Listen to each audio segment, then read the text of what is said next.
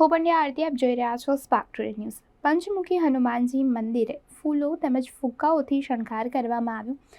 જ્યારે અયોધ્યામાં પ્રભુ શ્રી રામની પ્રતિષ્ઠા થઈ ગઈ છે. પ્રભુ શ્રી રામ તેમને અવધ નગરીમાં ભવ્ય રામ મંદિરમાં બિરાજી ચૂક્યા છે. ત્યારે સમગ્ર દેશમાં ઉત્સાહનો માહોલ છે. ત્યારે ઉજવણી વડોદરા શહેરમાં પણ થઈ રહી છે. ત્યારે ધામધૂમપૂર્વક કરાઈ રહી છે. ત્યારે વડોદરાના કાલાઘોડા નજીક આવેલ પંચમુખી હનુમાન દાદાના મંદિરે પણ ફૂલો તેમજ ફુગ્ગાઓથી શણગાર કરવામાં આવ્યો અને આ પર્વની ઉત્સાહભેર ઉજવણી કરવામાં આવી. જય શ્રી રામ. આપણું વડોદરામાં આવેલું કાલાઘોડા પાસે પંચમુખી હનુમાન મંદિર છે. ગાયકવાડ સરકાર દેવસ્થાન ટ્રસ્ટ દ્વારા સંચાલિત બહુ જૂનામાં જૂનું પ્રાચીન મંદિર છે આપણું પંચમુખી હનુમાનજીનું.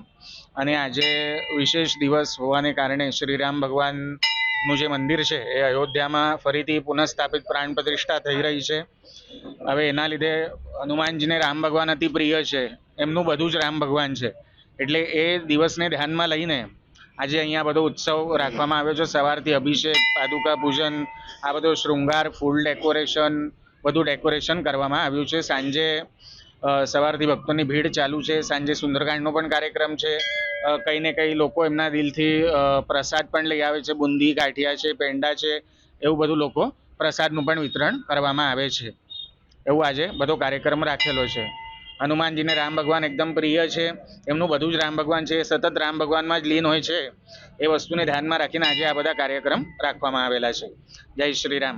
બધા ભક્તોએ દર્શનનો લાભ લેવો, અહીંયા આવું અને રામ ભગવાનનું પણ સ્મરણ કરવું અને દાદાનો પણ દર્શનનો લાભ લેવો. જય શ્રી રામ.